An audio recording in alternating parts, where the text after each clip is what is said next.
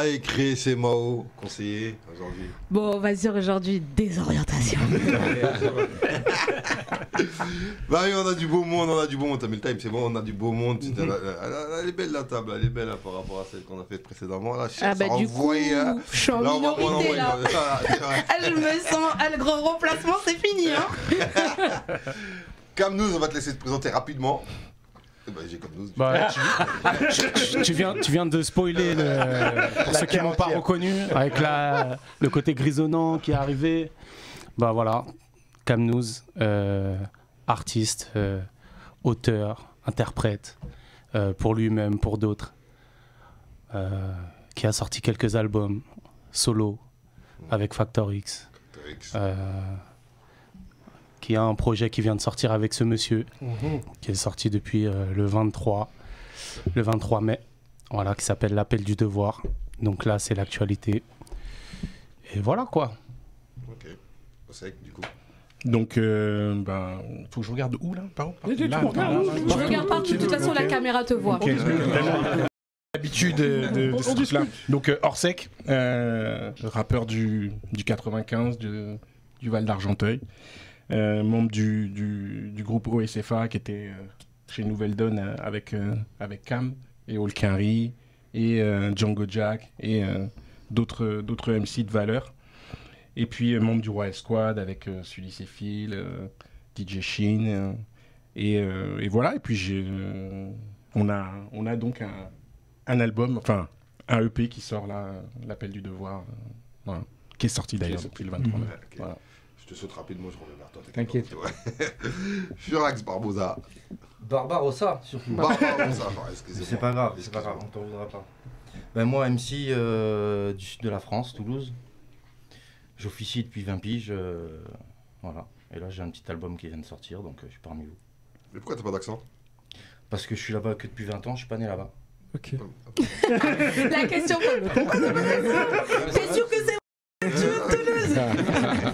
j'adore. En tout cas, on peut les applaudir car ces gars-là sont très techniques. Non, il y a des CV. Là, c'est du haut niveau du rap. Il y a des CV là. Haut niveau du rap là. Là, c'est pas du rap de Gogol, comme tu dis. Commence pas à le lancer. Garde-toi un peu pour tout à l'heure, tu vois. Non, parce que là, on a des pointures. L'appel du devoir, on a des pointures. On a des pointures. C'est des pointures là.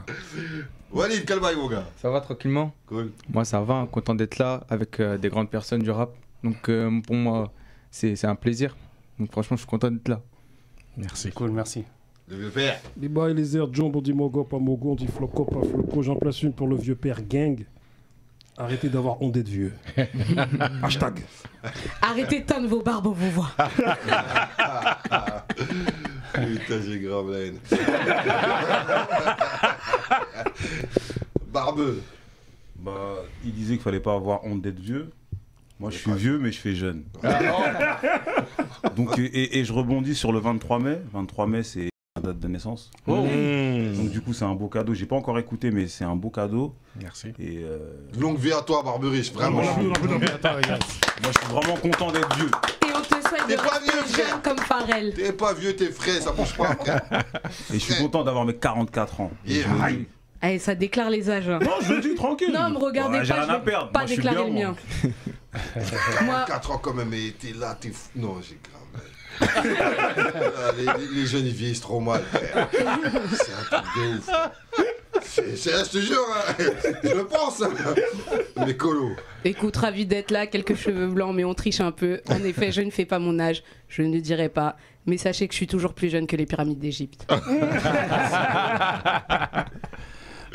Ah là là, on va pas parler d'âge, putain, si vous savez quel âge j'ai, frère.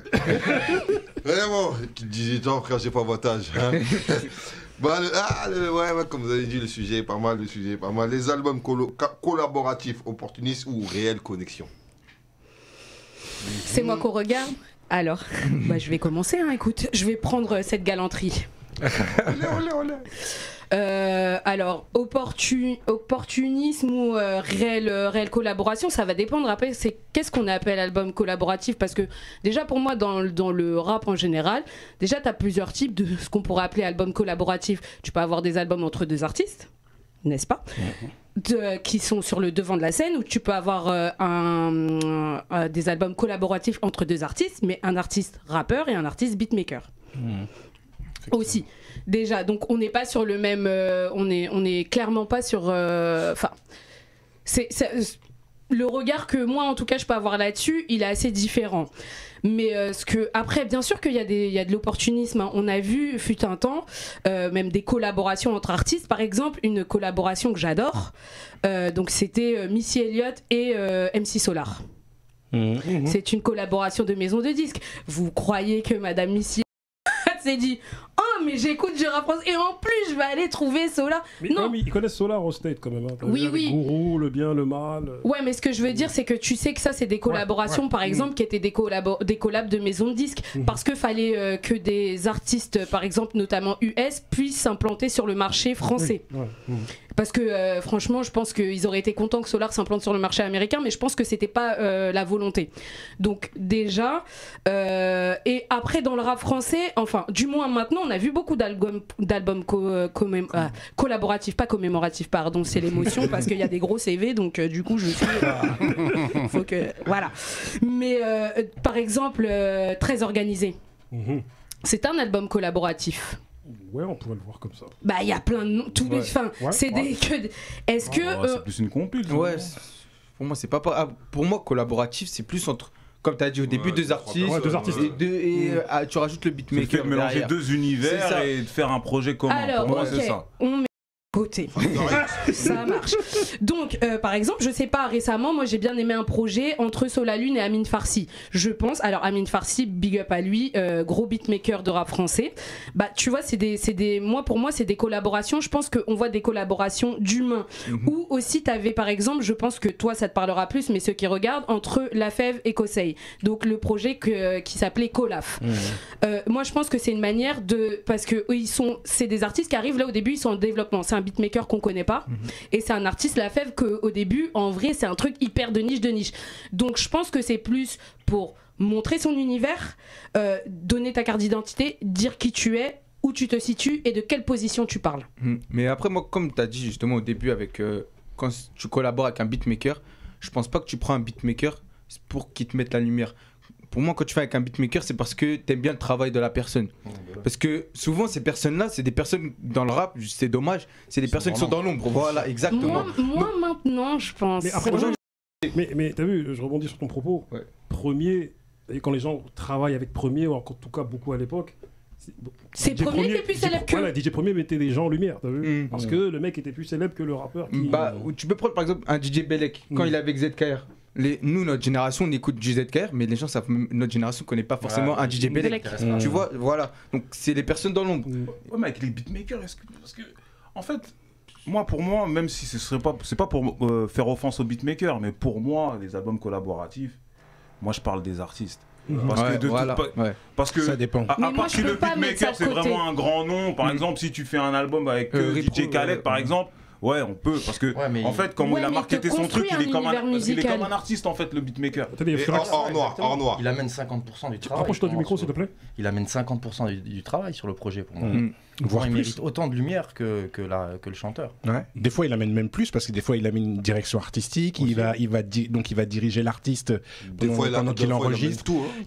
Il amène tout et le rappeur amène juste ses lyrics et encore. Et des fois, les gens ont toute la vie. Quand on voit ce qu'apporte un Timbaland, par exemple, un Timbaland je pense à Missy ou à Magou ou à d'autres, on voit que tout de suite que c'est l'emprise du producteur de son en fait est énorme en fait. Mais j'ai une petite question. Juste pour Timbo, c'est un travail d'équipe. Il a pas autant apporté que lui. Bien sûr, mais on voit quand même quand on enlève de l'équation Timbaland à Missy, et ce que Timbaland amène à d'autres artistes, on reconnaît tout de suite la patte de Timbaland et on sait où ça s'élève en fait.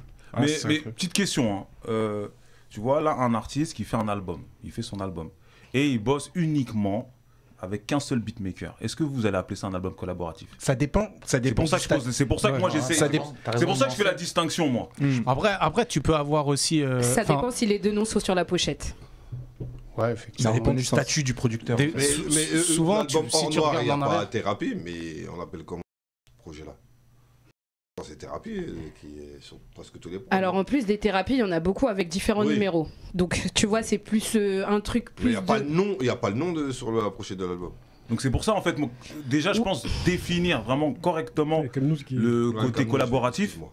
tu vois, parce que moi, pour moi, après ça reste que moi, de ma fenêtre, collaboratif, pour moi c'est vraiment entre artistes et après à la marge avec des gros beatmakers qui aujourd'hui dont la promotion est similaire à celle d'un artiste. Là vous parliez de Premier, on parlait de DJ Khaled ou d'autres. Et quoi qu'il arrive par rapport au débat d'aujourd'hui, tu peux avoir une vraie collaboration entre beatmaker et artiste et quelque chose d'opportuniste entre beatmaker et artiste. Ça change pas le débat en fait. Et tu peux avoir, il existe tout. Il peut y avoir aussi, par exemple, Gangstar. Gangstar, c'est un groupe, Ouais, c'est ça. mais le groupe en fait, c'est un rappeur et un beatmaker C'est ça. et qui forment le groupe. Mais au final, voilà, et on en revient à ce que tu disais tout à l'heure, à reconnaître tout de suite l'identité de DJ Premier, qui, quand il distribue aux autres, bah, tu sais que c'est lui, quoi. Merde, pour rebondir sur tes propos, l'inspiration des albums collaboratifs, elle est américaine, tu vois. C'est-à-dire que ce soit Nas et Damian Marley, Jay-Z et Kanye West. album négligé d'ailleurs. Que ce soit Drake et Future. Ouais, je suis pas complètement d'accord avec ça en fait. Ok. C'est de la musique, donc du coup il y a plein d'albums collaboratifs entre différents artistes qui ont existé dans différents genres de musique en fait. Donc l'inspiration américaine, je crois pas. Je crois que c'est juste une. Alors dans notre cas, pour l'appel du devoir en fait, c'est juste qu'il y a une amitié entre deux personnes qui préexistait. Qui existait en fait et qui a amené à ce projet parce qu'on n'a pas eu le temps de le faire, avant, l'opportunité et je parle bien d'opportunité et c'est pas le terme exact que je devrais utiliser, c'est plutôt l'occasion de le faire auparavant. Donc et on a saisi cette occasion pour faire ce projet en fait, tu vois. On avait bien sûr en tête des modèles américains, des modèles français. Dans les modèles américains, on a Eminem, Royce the 5ix9 qui font Bad Meets Evil et qui est l'histoire d'une amitié de Détroit entre deux rappeurs hyper puissants, tu vois. Hyper technique. Hyper technique, tu Je vois. pense que c'est le meilleur exemple que tu as pris. Ouais. C'est pour moi vraiment. Bad Meets Evil, c'est ce qui représente un peu notre projet, toute proportion gardée. C'est-à-dire que l'état d'esprit en fait dans lequel on était quand on l'a fait. Mais t'as Talib Kweli, Mos Def pour Black Star. Mais T'as, c'est un bon- Important. Cet album, il est- en fait, c'est deux artistes solo qui se sont mis ensemble pour créer Black Star. Ouais. Et donc du coup, c'est une Juste le entité temps d'un- et c'est un album Voilà. collaboratif, à mon avis, avec le troisième producteur de son, quoi. Enfin, c'est High Tech. Ouais. Il me semble que c'est High Tech. Je veux pas dire de bêtises. Soit lui, ouais. Mais il y en avait d'autres, encore, je pense. Je pense qu'il y en avait d'autres, mais je suis pas certain. Grand beatmaker. J'ai une question à vous poser, parce Ouais. que vous avez dit que votre album, c'était en raison d'une amitié.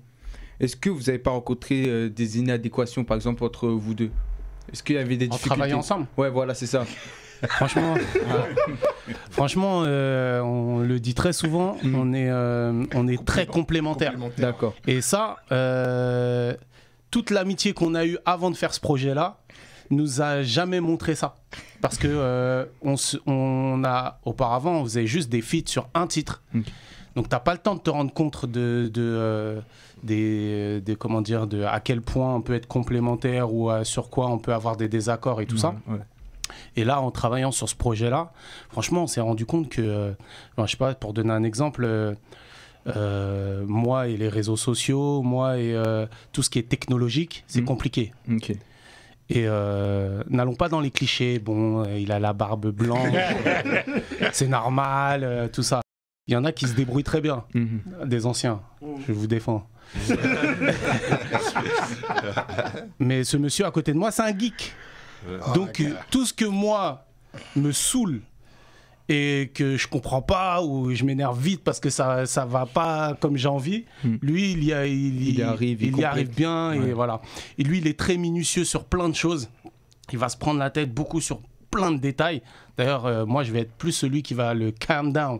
OK, c'est tranquille parce qu'à un moment c'est trop. Donc voilà, et voilà, on a chacun ce truc où on se complète vraiment beaucoup. Et ça a été une découverte. D'accord. Vraiment, ça a été une découverte en faisant le projet. Donc ça renforce l'amitié. Travail de longue Exact. haleine, en fait. Tu sais que vous me rappelez Ghostface Rayquan, tu vois.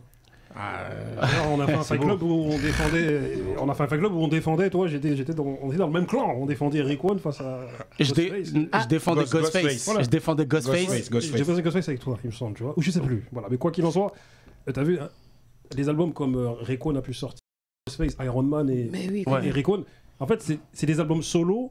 Mais c'est des albums collaboratifs non, c'est des Ouais, c'est pas non officiels. tu vois. Bah là, on en revient à ce que tu disais tout à l'heure, mais il faudrait aussi, est-ce que les noms sont marqués ou pas? Mais là, les noms n'étaient pas marqués, c'était écrit Rayquan, mais sur la photo de la pochette, les deux, ils sont à côté.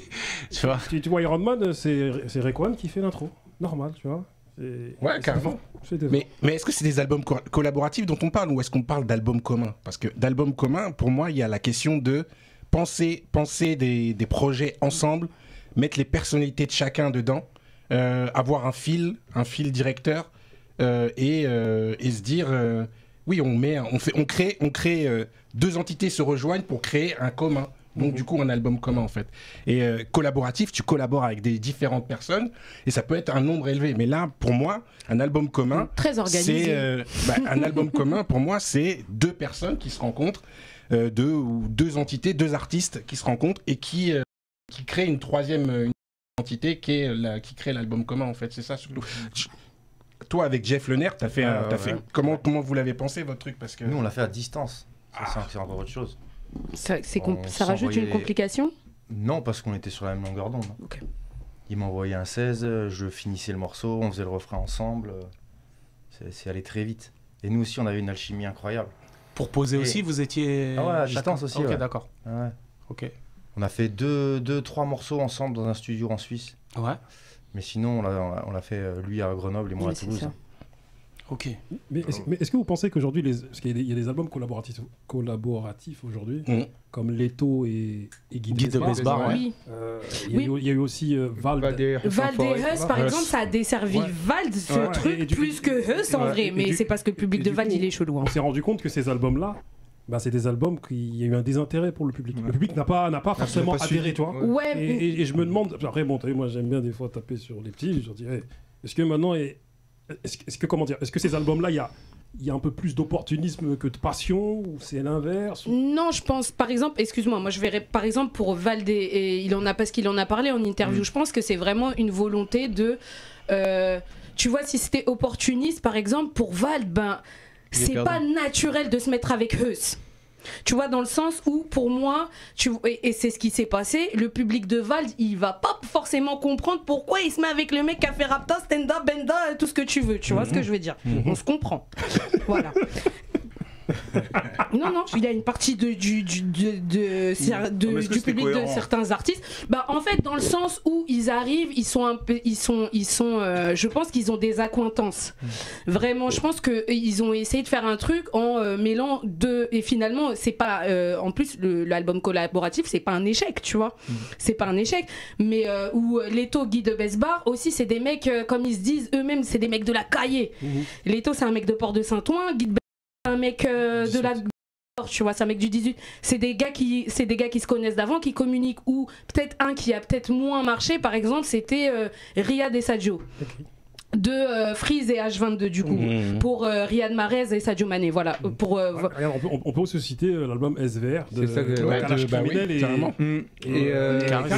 mais ça c'est des trucs d'acquaintance de personnes, parce que en vrai, moi c'est par exemple SVR, après peut-être pas tous les morceaux, mais il y a beaucoup de morceaux que je kiffe. Tu vois, tu sens leur alchimie, tu sens que en vrai ils ont été en studio ensemble, qu'ils se sont tapés des barres, qu'il y a vraiment des trucs, et même dans leur promo. J'ai une question à poser à tous. Est-ce que maintenant ces albums collaboratifs, ils existent parce qu'aujourd'hui il y a une pénurie de groupes?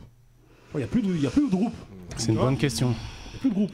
Est-ce que maintenant c'est pas parce qu'il n'y a plus de groupes qu'à un moment donné les gens ils se disent vas-y viens on fait des albums collaboratifs pour... Ouais, mais c'est risqué. Parce qu'aujourd'hui il n'y a plus de groupes. Parce que déjà je pense que les aspirations de chacun sont différentes. C'est-à-dire qu'aujourd'hui un individualisme. Ouais, je pense pas qu'il y a plus de groupes. Aujourd'hui, se dire vas-y, on va être 10, on va être 3, on va être 4, le gâteau je le veux pour moi. Donc je pense que c'est compliqué de se dire il n'y a plus de groupe, donc je vais me mettre avec quelqu'un. Non, je pense que les gens ils sont bien tout seuls. Et puis aussi le traitement. Et je pense que vraiment, Après, je vous demanderai pourquoi vous l'avez fait. C'est que, à un moment donné, c'est une sensibilité. Comme tu l'as dit, c'est un truc que vous avez peut-être toujours eu dans un coin de vos têtes. Et là, on est dans une période où tu vous dites, hey, nous, on est là, on kiffe, on le fait, tu vois. Je pense qu'il faut qu'il y ait une cohérence lorsque tu fais un album dans cette dynamique-là. En tout cas, je pense. Et puis, groupe, c'est pas qu'il y en a plus. Je pense qu'il y a des groupes qui arrivent aussi à un moment donné à la fin de leur formule. Tu vois, par exemple, 13 blocs. Je pense qu'ils sont arrivés peut-être à la fin de la formule 13 blocs telle qu'ils l'ont marketé et tout. Et qu'ils ont des aspirations aussi peut-être différentes. Mais je sais pas s'il y a moins de groupes.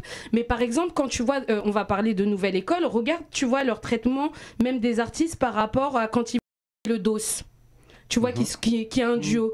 Regarde un peu les comportements et tout. Tu vois, c'est comme si ils ont l'impression, ouais, mais ils sont pas complémentaires. Ouais, mais chacun truc. Tu vois, c'est qu'il y a une vision peut-être qui est parfois, tu vois, un peu du groupe erronée, tu vois. Ou aussi peut-être qu'il y en a qui n'ont pas envie de subir la comparaison. Imagine, t'es dans un groupe, alors vous êtes forts tous les deux, mais il y en a un qui est un tout. Tu connais avec les réseaux comment ça va partir? Il y a toujours un leader dans un groupe. Il y a toujours un mec qui est plus faible que les autres et qui sort du lot. Une question un peu à vous, là, les invités, là, tu vois. On se rend compte que ces albums collaboratifs dont on vient de parler, ils n'ont pas marché. Enfin, ils n'ont pas marché. C'est pas qu'ils n'ont pas marché, c'est-à-dire que les chiffres étaient moins grands que leurs albums solo. Et on a l'impression que c'est peut-être le public qui comprend pas, en fait. Tu vois, parce que, en fait, c'est une confrontation, c'est une union de public quand tu fais un album collaboratif, tu confrontes tes deux publics. Non, mais parce qu'il y a des publics qui veulent moins que d'autres. Hein, non, mais ouais, alors peut-être que tu confrontes ou tu associes deux publics. Ouais, tu en découvres un troisième en fait. Parce que les publics que tu fédères, ils t'aiment parce que tu as une certaine singularité, une certaine personnalité, tandis que lorsque tu es en groupe en fait, alors soit c'est censé se mélanger, c'est comme je le disais, c'est en train de ça crée une troisième entité et du coup ça ouvre les portes à tes publics mais aussi à d'autres. Et il s'avère qu'il y a des gens qui quittent le navire. Il y a des gens qui quittent le navire parce qu'ils aiment que ce que tu fais en solo. Et par contre, il y en a d'autres qui sont séduits, mais ils sont peut-être moins nombreux. Ils sont séduits par la proposition que tu fais en groupe, en fait. Donc, et dans les faits, je sais pas, moi, j'ai du mal à croire, en fait, qu'un album commun ou collaboratif ne démarre pas de l'affinité entre des artistes. J'ai du mal à croire ça. Si c'est un calcul de maison de disques, ça se voit direct en fait. Ça se voit direct et ça sonne direct. Et ça se. Vald et Us. Mais moi je pense que. Regarde, moi c'est simple. Vald et Us, j'ai pas écouté le projet, mais ils sont managés par les mêmes personnes. Je pense qu'ils doivent faire les mêmes scènes. Je crois qu'ils doivent traîner, ils doivent traîner ensemble ou taper des barres, les mêmes barres de rire sur les mêmes trucs. C'est des affinités, elles sont mentales. C'est les mêmes équipes. Ouais, c'est peut-être les mêmes équipes, mais c'est. J'ai pas écouté le projet. C'est deux mondes différents. Oui, mais c'est ça qui était intéressant. On est des êtres humains. Tu peux rencontrer des gens tu peux rencontrer des gens de Toulouse et des gens de Paname qui vont s'accrocher sur. Ouais, mais là, on parle artistiquement parlant, c'est ça, j'ai bien compris. Oui. Voilà, on parle de ça, là, on parle pas de l'humain, tu vois, l'humain, ça veut dire, c'est sûr qu'ils doivent se taper des gens. Mais excuse-moi, ils se sont essayés. Là, c'est un essai, en fait, là. Le projet, il est pas mauvais, en vrai. Qui a dit ça? Non, moi, ce que je le dis, il est pas mauvais. Non, mais heureusement que l'artistique et l'humain sont liés, parce que sinon, il y a un problème, en fait. Tu peux pas être artiste. Enfin, tu peux pas être artiste. L'artiste et l'humain peuvent pas être forcément décorrélés en fait. On peut pas les séparer en vrai. Tu peux pas être un artiste différent de l'humain que tu es. Tu défends normalement les valeurs que tu es en tant qu'artiste en vérité. Aujourd'hui, j'ai l'impression que aujourd'hui, ça veut séparer l'homme de l'artiste. Moi je parle ça c'est qui tu es. Moi je parle d'artiste. Moi je parle d'artiste. Ça c'est qui tu es. Mais après dans tout ça, il faut voir aussi la définition de opportuniste. Ouais, parce que j'avais un problème aussi par rapport à la définition d'opportuniste. Voilà, opportuniste. Parce que l'opportunisme, en fait, c'est saisir une occasion en enlevant au risque même d'enlever ses valeurs morales. Voilà. Moi, personne dans cette pièce, je crois, est capable de dire qu'il est opportuniste et qu'il va à l'encontre de ses valeurs morales, surtout dans la musique qu'on fait et dans ce qu'on veut représenter. Et du coup, comment ça s'appelle quand tu vas saisir une occasion sans enlever justement tes valeurs morales. Parce que ça existe aussi. Je vais prendre, par exemple, Factor X. On n'était pas un groupe, c'était 3 artistes solo qui se sont réunis pour faire un projet ensemble. Donc on est sur un projet de Nouvelle commun. Donne. Mais c'est pas ni Olkinry, ni Django Jack, ni moi qui avons dit venez les gars, on fait un projet ensemble. C'est le producteur Kojo de Nouvelle Donne qui faisait à l'époque pour fêter les 5 ans du label, qui avait pour projet de faire des combinaisons de ces artistes. Et dans les différentes combinaisons, il y a eu la combinaison Olkinry, Django Jack, Camnews. Mais c'est lui sur le papier qui a dit qui faisait sa magie et il voyait ces 3 artistes là ensemble, ça va faire bien. Mais ça le fait bien. Et on nous a dit voilà, donc vous 3 vous allez faire ensemble, réunissez-vous, choisissez un son, faites et après on va enregistrer. Et là ça a été on a fait des combinaisons tous les 3 ensemble et aussi avec d'autres artistes, etc. Sauf qu'il s'est passé quelque chose de spécial sur nous 3 en fait. Et du coup, à force d'eux, ils se sont dit mais là en vrai il faut pousser le truc. Là, on peut avoir l'opportunité de donner de la force à chacun de ces 3 artistes qui pourraient représenter le noyau du label et ça pourrait pousser les 3 carrières. Donc ça c'est la pensée de Kojo. C'était une occasion qui faisait ça. Et du coup on peut. Il a saisi l'occasion, mais c'est une opportunité aussi. Voilà. Mais du coup sans les. Une opportunité, c'est pas négatif. Parce que les gens non mais opportunisme. C'est en fait il y a un côté négatif dans ce mot. Oui mais pas opportunité. Ouais. Et du coup c'est pour ça que je voulais vraiment mettre le doigt là-dessus, c'est que en gros si c'était, enfin pour d'autres on aurait pu dire ouais c'est un boys band du rap en vrai parce que ils ont comment ça a été fait, mais non parce que en vrai le public c'est des artistes complémentaires qui se connaissent et donc vous vous connaissez avant. On est dans le même label. Ouais, mais on est dans le même label. Il y a des morceaux mais en vrai de vrai on se connaît vraiment parce qu'après on finit par passer plus de temps ensemble qu'avec nos propres familles parce qu'on est tout le temps sur la route et tout ça et aujourd'hui c'est mes frères, c'est à dire que avec la musique, sans la musique, c'est des personnes, c'est mes frères. Et c'est devenu mes frères grâce à cette aventure-là, en fait. Tu vois ce que je veux dire? Mais c'est parce qu'il y a un point bien précis qui n'a pas été enlevé, c'est les valeurs. Et ça c'est vraiment le truc qui fait toute la différence, en fait. On n'a pas fait ce truc-là en mettant de côté nos valeurs pour le bien de nos carrières solo, pour nous propulser, même si lui je l'aime pas ou j'ai pas d'affinité ou j'ai pas de liens musicaux avec cette personne-là, il peut m'apporter ça, donc j'y vais. C'est pas fait comme ça. Stratégie Wu-Tang un peu. Je rebondis sur un terme, opportunité. Comme dit Mekolo, opportunité, c'est pas un terme péjoratif. C'est un terme commercial. Opportunisme, oui, c'est péjoratif. C'est ce qui est dans le thème. Oui. Non, parce que tout ce qui est en isme, c'est. C'est dans la langue française, tu vois, c'est la définition de quelque chose de péjoratif. Mais moi, je me dis, est-ce qu'on pourrait pas appeler ça des intéressants ou des opportunités saines? C'est le fait qu'à un moment donné, on se dise.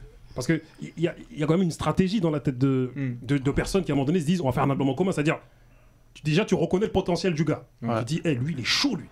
Et tu te dis que le public il voudra, il va adhérer à ça parce qu'on est chaud frère. Tu vois, on est chaud dans ce que nous voulons proposer, tu vois. Dans votre situation. Des fois tu veux juste, moi je comprends, mais des fois tu veux juste te frotter à quelqu'un. C'est comme le sparring quoi. Voilà, c'est dans les sports de combat. C'est le rap quoi. Te mettre avec quelqu'un qui est chaud. Ça me rappelle Olkinry d'Anidan. Ouais, c'est ça. Et quand on a vu ça, on a dit frère, eux ils vont se péter. Ils vont se battre. Ah oui, ils vont se péter. Ils se sont pétés. On était comme ça, on dit ouh là là, c'est chaud. Ouais, c'est ça, clairement. On était contents. Par exemple, Furax, toi, quand t'as fait ton projet comme ça à distance, c'était quoi tes motivations? On en discutait tout à l'heure avec Camnews. Il y a de la compétition saine, comme on disait. Et après, des mecs qui font des feats pour se monter dessus. Moi, c'est pas ma vision des choses. Moi, si je fais un album commun, en plus, on fait pas qu'un titre, on fait un album commun. Si je le fais tout un album avec lui, je veux faire un très beau projet. Je veux que mon talent s'associe au sien pour faire une bombe. On est ensemble. Vous collaborez. Ouais, exactement. Sinon, je vais faire des clashs, comme on disait. Ouais, bien sûr. Sinon, on vient, on se tape, on fait un clash et puis on s'arrête là. Tout un album, c'est une autre démarche. Oui, parce qu'il y a une construction qui est autre aussi. Oui, vous trois là. Pour soit être avec vous sur un album, il faut être chaud. Regarde-toi là, comment tu rappes. Parce que tu dis tu rappes, mais aussi l'écriture. Vous êtes des boucs des. Aujourd'hui, il y a toute une école, un 995, tout ça, dans les années 2010, où en fait, ils ont. Comment on pourrait dire ça, ils ont scientifisé, je sais pas comment on pourrait dire. En tout cas, ils ont sciencé. Ils ont sciencé votre rap. Ils ont sourcé. Multisyllabique, les doubles sens. Vous êtes à fond, moi j'écoute tes projets. Je dis, mais. En plus, c'est tout ce que j'aime, tu vois, mais je me dis, mais c'est chaud, frère. Les projets. Multisyllabique sur multisyllabique, tac, tac, tac, ça s'enchaîne. Le mec qui rappe avec vous, il faut qu'il soit au niveau. Il faut qu'il rappe pour de vrai. Mais ça, c'est un choix au début. Tu vas pas le faire avec une chèvre, l'album. Donc, moi, je l'ai fait avec Jeff. Jeff, c'est un assassin. Ah, il est chaud, Jeff. Ah oui, c'est un assassin. Bien sûr. Donc, j'ai bien. On s'est choisi. Pour le côté sport. Le sport. C'est pour le sport. Nous, par exemple, on était dans un truc où vraiment un peu spécial, ce qu'on retrouvait dans le. Parce que nous, il y avait ce côté. Parce que déjà, de base, quand il m'a demandé pour qu'on fasse ce projet, c'est lui qui vient me demander qu'on fasse ce projet ensemble. Il y a ce côté frérot j'aimerais vraiment te rendre quelque chose. Comment dire, en gros, depuis toutes ces années, etc. J'aimerais faire un projet avec toi parce que tu as toujours été là et que je vous passe les détails. Mais à la fin, la phrase finit par toute cette amitié, tout cet amour, tu vois, qui t'envoie, finit par si tu en es encore capable. Après, voilà, si tu vois, T'es capable de et là, le projet, il a déjà commencé. Ça veut dire, avec cette phrase, le projet il est déjà commencé. Je veux dire, mais je vais te faire. Et après, voilà, et tout le ton de notre projet, c'est ça. On a vraiment tout le ton du projet. On se taquine. Il y a toute l'évolution, il y a tout le chemin qu'on a fait.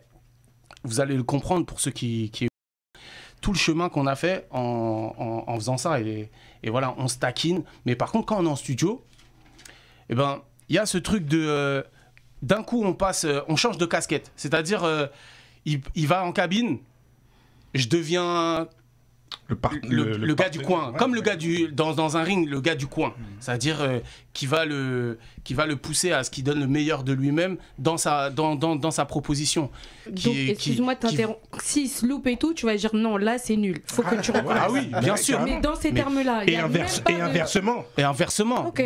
Alors, on se connaît assez pour se dire les choses. Vous arrivez à avoir cette relation sans qu'il y ait deux, il se dit ouais, ça reste sans être froissé. Oui. Non. Ok. Mais ce qui est fort, c'est que ça veut dire, vous êtes en compète, mais en même temps vous êtes des entraîneurs. Exact.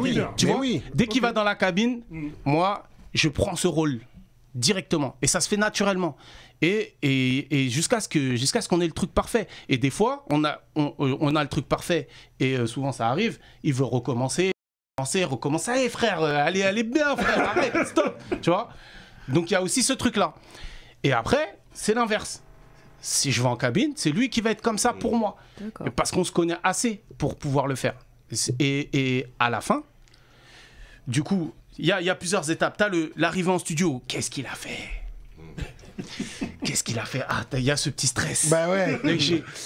Parce que lui, il va pas prendre de gants, je sais. Et je veux pas. Et moi non plus. Et du coup, on a ce petit truc-là. Et ça, c'est ça le côté sport qui est intéressant. Et après, à la fin, quand c'est terminé, ça y est, c'est le moment où on est dans ce que tu disais, Furax, le truc de on est ensemble. Et ça crée ça en fait. Et tout ce qui s'est passé pendant tout ce chemin va faire ce bloc dont tu parlais aussi tout à l'heure, qui fait qu'on est dans cette... Moi j'aime bien ce que tu dis, ça me fait beaucoup penser à Première Classe 2. Ouais. Tu vois? Les collabs, l'actualité qu'il y a eu sur la compile et tout. Sauf que nous, en fait, nous, on a. Pardon, vas-y. Avant que tu parles, Roflino Le tic. Mais toi aussi, tu parles de trucs, c'est dangereux. Nous, c'est trop chaud.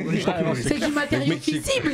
Non, mais juste pour dire que c'est vrai qu'on a toujours été dans cette... On vient d'une école de rap où quand tu venais pour faire un morceau, tu voulais découper, forcément. Tu veux briller parce que tu as ramené le dernier flow, la dernière rime, la plus belle image. C'est le sport. Et tu sais que, comme on dit, une lame en aiguise une autre. Donc forcément, c'est du sport. Et forcément, quand tu vas te confronter à des gens que tu admires pour ce qu'ils font, en fait, eh ben, tu vas essayer d'élever le truc. Et moi, pour raconter le truc, et là, je vais dire tout l'amour que j'ai pour toi, Cam, là, c'est que je respecte énormément ce MC parce que, pour moi, dans ma tête, et il y avait, après le confinement, tout le monde a eu sa phase après le confinement où on était à l'isolement, où on était tous à se dire mais putain, mais ça se trouve je vais mourir demain et j'ai pas fait grand chose. Je me suis posé cette question et je me suis dit il fallait que je fasse des projets. Et dans la liste des trucs de projets que j'avais, il y avait ce truc de faire un EP avec Cam. Pourquoi ? Parce que j'ai arrêté le rap en 2004-2005. Et de manière épisodique, on m'a rappelé, il y a peu de personnes qui m'ont rappelé pour faire un featuring sur des projets rap. Il y a ce monsieur, et il y a Templar d'Ultimatum, Big up lui.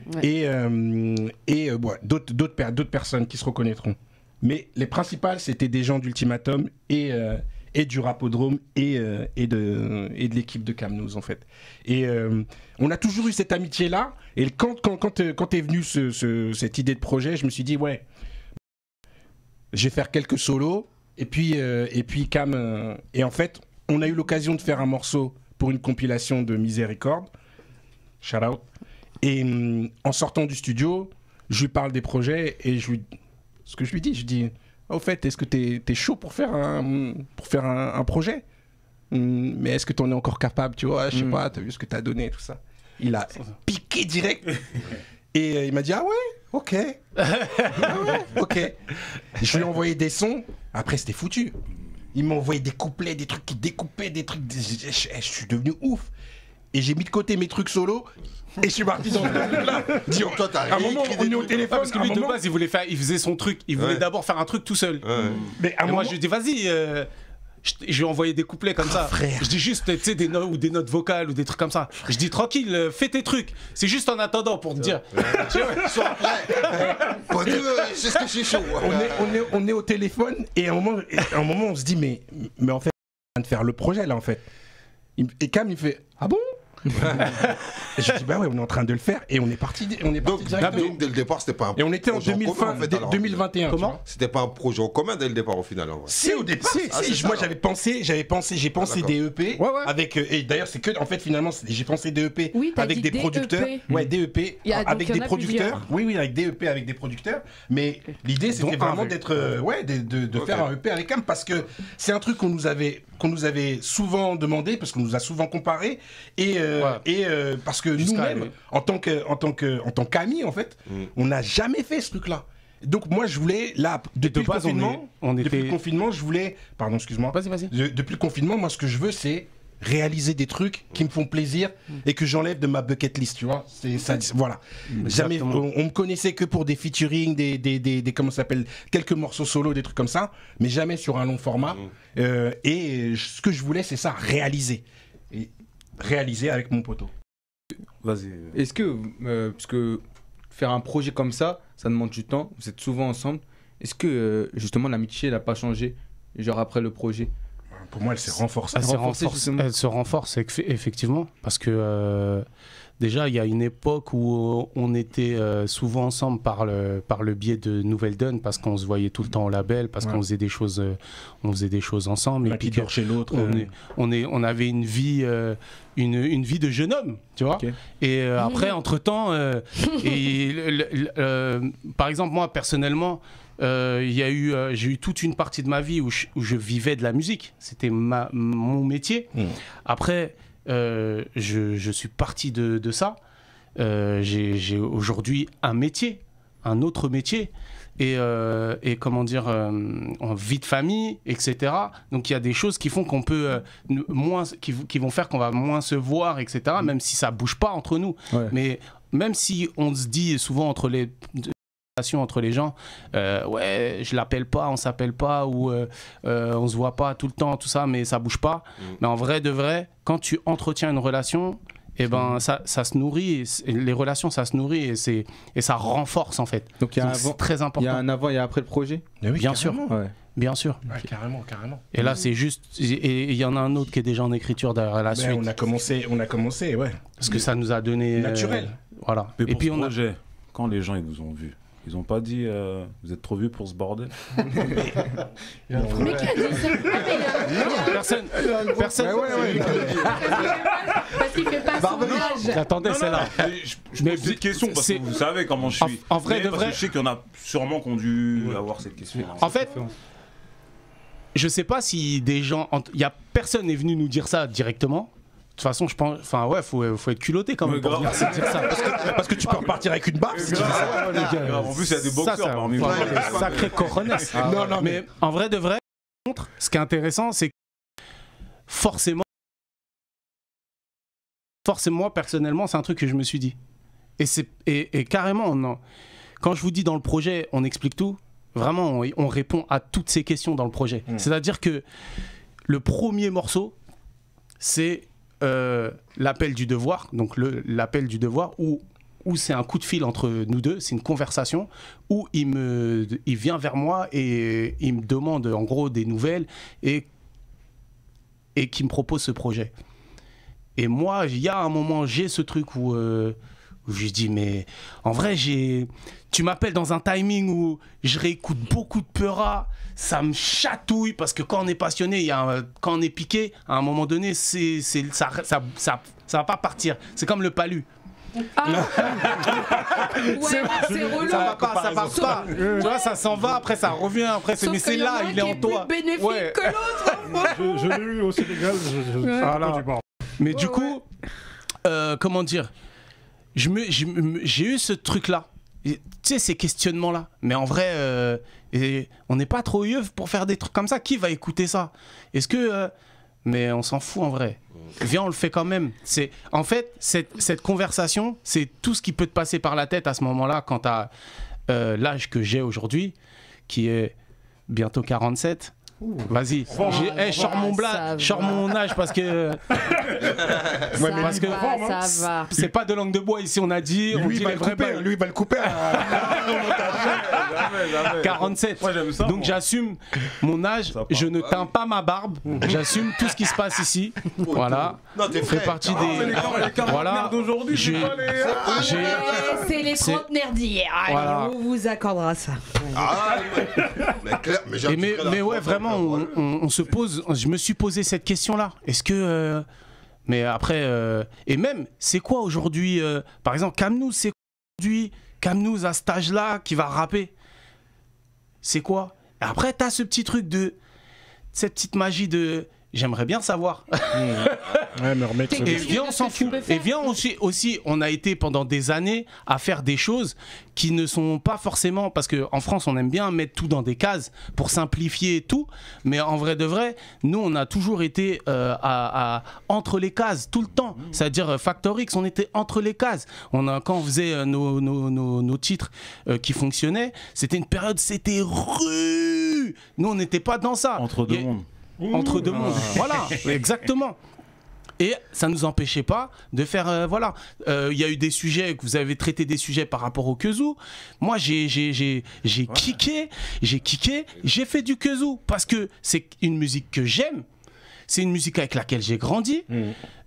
Du coup, ça m'empêche pas de le faire parce que j'aime ça. Je suis quelqu'un d'ouvert, je suis un artiste, je montre qui je suis.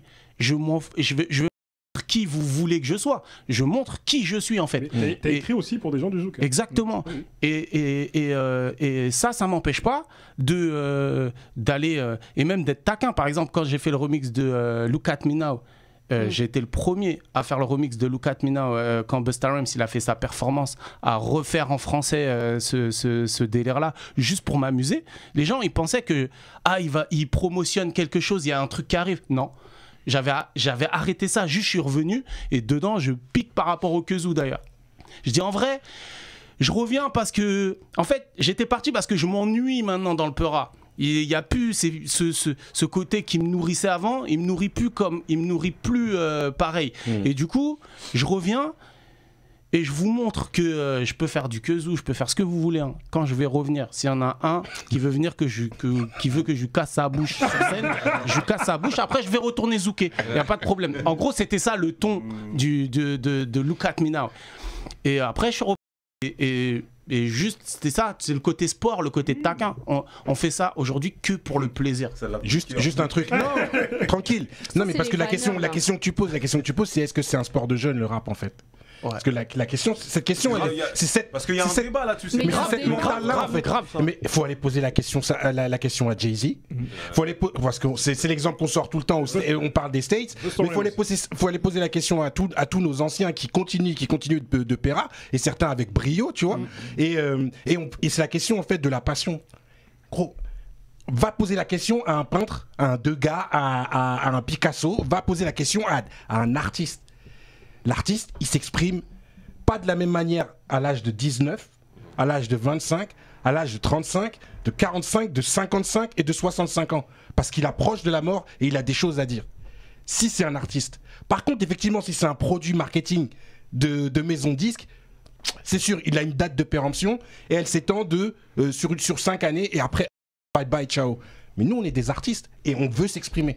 Moi, je pense que j'ai jamais été aussi intime dans un morceau que dans ce projet dans l'appel de devoir. Il y a des choses que j'ai jamais dites sur un seul de mes faits d'armes passés comment ça s'appelle, quand j'étais chez Nouvelle Donne ou en maison de disque, ou j'étais avec Bustaflex ou avec d'autres gens.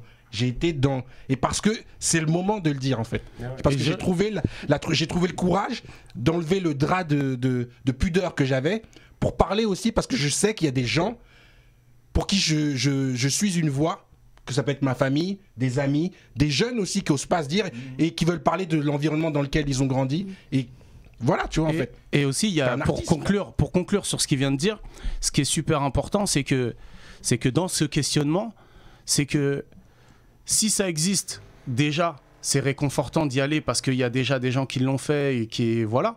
Mais si ça n'existe pas, eh ben, on est d'une école où on n'a pas attendu que les choses soient là pour les faire et qu'il faut continuer à voir ce truc-là. Par exemple, tu vois, moi quand j'ai commencé le rap, j'ai grandi en banlieue parisienne. Je suis parti en province ensuite parce qu'on m'a identifié comme artiste de Nantes, parce que quand j'ai pété, eh ben, c'était le moment où j'étais à Nantes. Mais en vrai de vrai, je suis arrivé à Nantes, j'étais déjà adulte, j'avais déjà mon appart, c'est pas là où c'est pas à Nantes que j'ai fait mes armes, c'est ici, tu vois. Et quand je suis arrivé en province, eh ben, j'étais dégoûté que ma mère veuille nous enlever des quartiers dans lesquels on habitait pour nous offrir une meilleure vie, parce que moi je pensais qu'au rap, et que je me disais mais là-bas je suis perdu, je vais faire quoi, il y a personne qui rappe ici.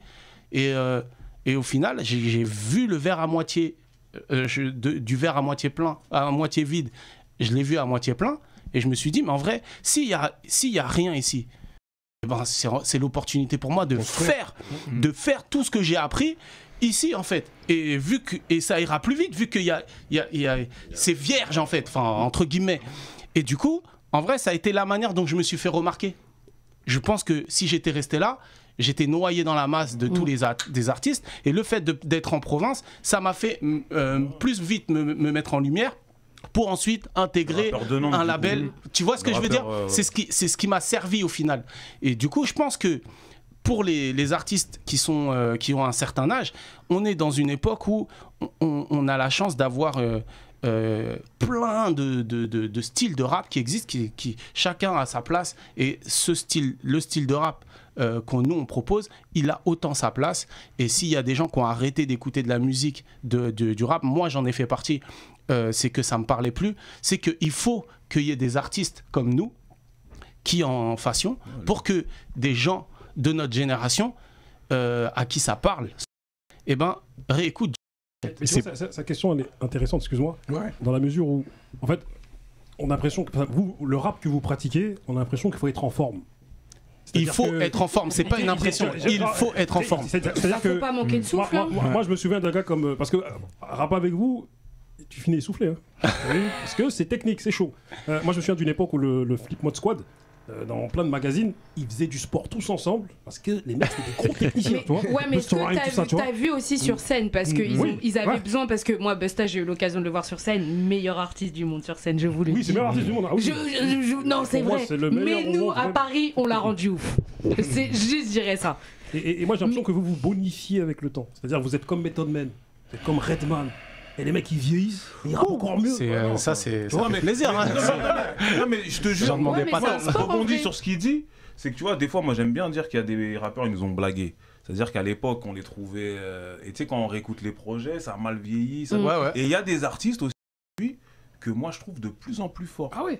Je donnerai l'exemple de Gros Dash que j'aimais déjà bien à l'époque, mais là quand je vois ses projets, Dash, il a pris. Parce que c'est un sport de combat. Exact. On travaille nos gammes, tu vois ce que je veux dire. Exactement. Enfin, moi je vois comme bah oui, bien sûr. C'est grave ça. Et on acquérit de plus en plus de techniques. On est des sensei aujourd'hui. Enfin, non mais c'est ça. Non mais c'est pas une question de... C'est juste qu'on a travaillé pendant 20 piges. Aujourd'hui, on a une 3e dan à la ceinture. C'est comme ça. C'est comme si tu fais tes études à la fac. À un moment, tu deviens... Tu fais 10 ans, tu deviens... L'expérience. Le freestyle que vous balanciez chaque semaine. Là. Il y avait des freestyles. À un moment donné, je suis tombé dessus. J'ai dit, mais c'est quoi ce truc de ouf? C'est chaud. Non, sérieusement, parce qu'il y a beaucoup d'anciens, sans leur manquer de respect, ils ont eu leur temps. Et aujourd'hui, c'est bizarre. C'est bizarre. Mais je suis d'accord avec toi. Non, mais c'est vrai, mais vous, j'ai dit, mais attends, c'est quoi ce truc de fond? On dirait on vous a mis dans du. Ils sont reposés sur leur laurier, je pense. Tu parles des autres artistes, et sur leurs acquis. Bien sûr, j'arrête. Parce que vous avez vraiment. Mais nous, c'est un sport. C'est un sport. Et encore une fois, c'est l'adversaire que tu as en face de toi qui définit en fait l'énergie que tu vas mettre en fait, tire vers le haut. Et nous, c'est même pas une question d'adversaire, c'est une question de rivalité. Tu sais, les rivalités comme dans les shonen, dans les mangas en fait. Quand Naruto et Sasuke, là, je parlais. Naruto et Sasuke. Non, mais t'as des trucs. Comment ça s'appelle, Goku Vegeta. Tu vois, vous voyez, c'est ce genre de trucs. À la limite, celle-là, elle est plus. Ouais, mais l'idée, c'est ça en fait, c'est de se dire que, putain, merde. Il m'en a mis une, mais je vais revenir derrière et je vais lui en mettre une autre. Et puis, au final, c'est pour la team. Ouais, c'est grave ça. Et puis on a été beaucoup comparés, surtout à l'époque. Beaucoup comparés. On n'était même pas sûr de finir frères. Parce qu'on est frères aujourd'hui. Mais parce que à l'époque, quand j'arrive chez Nouvelle Donne, on est ensemble chez Nouvelle Donne. Lui, de son côté, tout son entourage. Il était en train de lui dire mais calme-nous, il copie sur toi, tu vas le laisser faire et tout machin nanana. Et moi de mon côté on me disait la même chose sur lui. Donc les gens et même des fois ils nous confondaient par rapport à nos voix.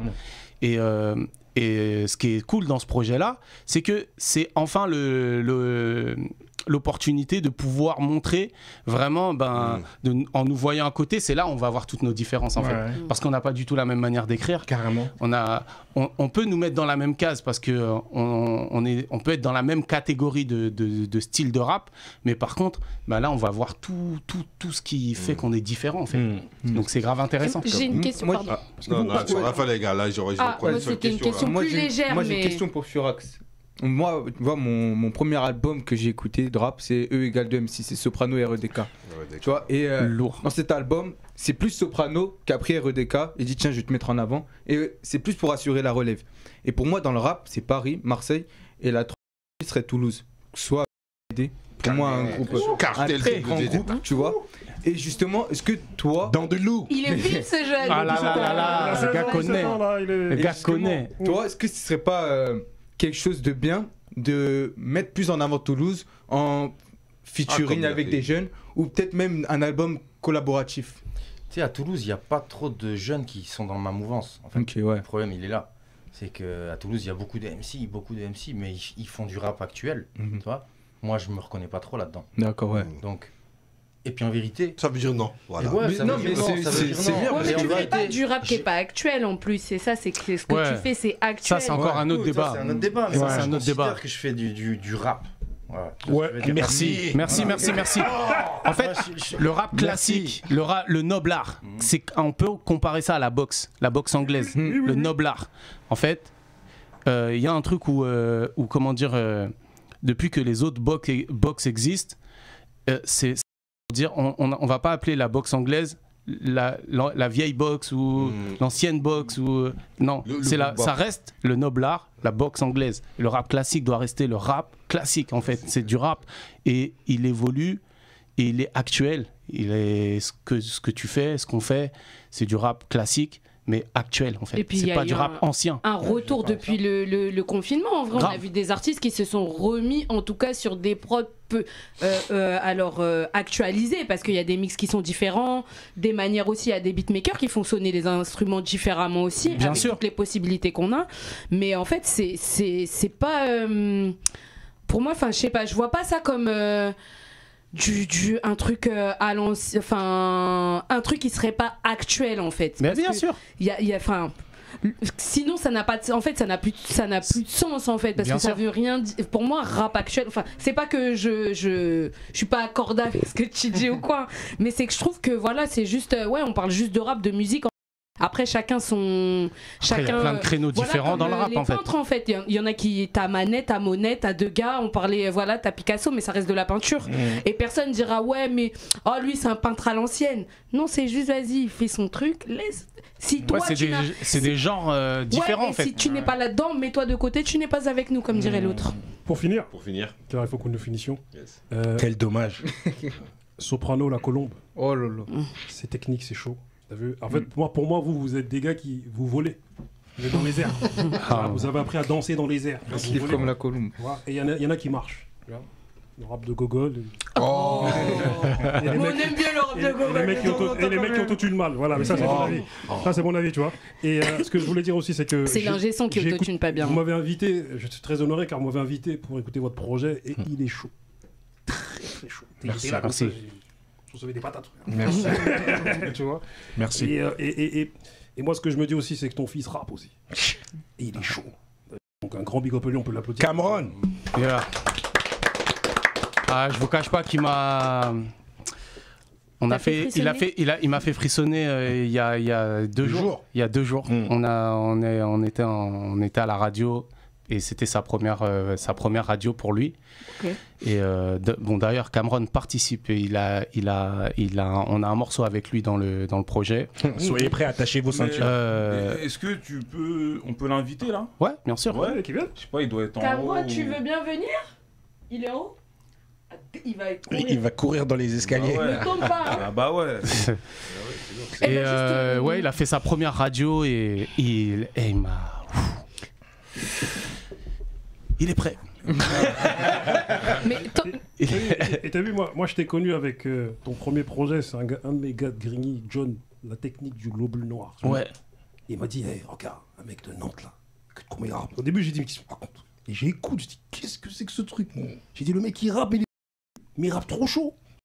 Et franchement. Et t'as une voix particulière et tout. Ghostface, tu vois, t'es un peu de Ghostface. Ouais, moi j'ai. mais les timbres, c'est important en plus aujourd'hui. On voit beaucoup de rappeurs qui ont des voix très particulières. C'est assez intéressant. Bah après, c'est l'identité vocale, c'est super important. En tout cas, c'est super important. Et tu l'obtiens, je pense, à force de travail, en passant des personnes de qui tu t'inspires, en avançant de plus en plus vers toi-même en fait. Et plus tu t'avances vers toi-même, plus tu t'avances vers ta... On est obligé de lui faire un big up. Obligé. Donc viens là. On a 2 minutes qu'on te consacre. C'était quoi? Comment t'as vécu ta première radio? Parce que ton père il vient de nous dire que t'as participé à ta première émission radio. Ouais, j'ai participé à Génération RC19, ouais. Franchement, moi j'ai kiffé, hein. J'ai passé un bon moment. J'étais grave fier de moi et c'est une bonne chose, t'es fier. Ouais. C'est bien. Charité bien ordonnée commence toujours par soi. C'est important. voilà, après j'ai kické et voilà. Mais est-ce J'ai que prouvé et j'ai fait ce que j'avais à faire en tout cas. est-ce que pour toi, t'es dans la lignée de ton père? Parce que ton père, il fait partie des grands, hein. C'est dans le rap en France, tu vois, même dans le monde même, tu vois. Ouais. Et toi, tu t'estimes être dans cette lignée-là, dans... T'as quel âge, pardon, sans interruption? J'ai 14 ans. Ouais, faut laisser un peu. T'estimes être sur le chemin de ton jeune. père. Est-ce que t'es sur le chemin de ton père pour toi, ou tu prends un autre chemin? C'est mitigé. Je suis en même temps sur le chemin de mon père parce que je rappe, Ouais. mais pas le même chemin. Mais tu veux emprunter ton chemin, c'est ça? Ouais, voilà, je veux faire mon chemin à moi, Exactement. mais en même temps avec les bases de mon père. Voilà. Il est prêt, hein, il est prêt, Média Training, il est prêt. Non, franchement, Ah, en il y a tout de la cas, gamberge. Hein. C'est bien, c'est. Non, on est obligé de Il l'applaudir. sait- C'est ce qu'il veut, c'est ce qu'il veut. Merci à toi. C'est ce qu'il veut. En tout cas, pour finir, hein, t'as vu, tout à l'heure je parlais d'intérêt commun, et moi je me dis que cet intérêt sain en commun n'exclut pas le fait d'être stratégique. Tu vois. C'est-à-dire qu'à un moment donné, on se met avec des gens et on se dit ça va le faire, et le public c'est ce qu'il veut entendre aussi, tu vois. Et par exemple, moi j'aimerais bien avoir, à l'époque, j'aurais aimé entendre un album entier entre Hill des X-Men et Booba de Lunatic, mais ça c'est un autre débat. Ouais, c'est la question que j'aurais pas eu le temps de poser, mais vos albums communs que vous auriez voulu, ça serait intéressant. Ouais, grave. Kiffé, tu vois. En tout cas, les gars, vous êtes des légendes, hein. Franchement, et vous rappez, c'est chaud, vous êtes dans les airs. Je sais pas, frère, vous êtes en ultra instinct, frère. Tu vois. Et franchement, faut vous applaudir car vous êtes des. Merci. Merci. On est passionné par ce sport, hein, en fait. Vous êtes des C'est juste ça. légendes. Vous êtes légendaires. Vous êtes des légendes. Tu vois. En tout cas, bah, merci. Ce fut une putain d'émission. Merci les sensei. Ouais, vous êtes des maîtres. Il y avait des choses à apprendre à plein de gens. Merci beaucoup. Et bon, gros big up à toi, Cameron. Merci. Tu nous tout. Merci. Voilà, rends fier ton père. Maintenant que t'es fier de toi, rends fier ton père. Ah, ça, c'est déjà. Allez, bonne soirée à tous. Bonne journée. À plus. Merci.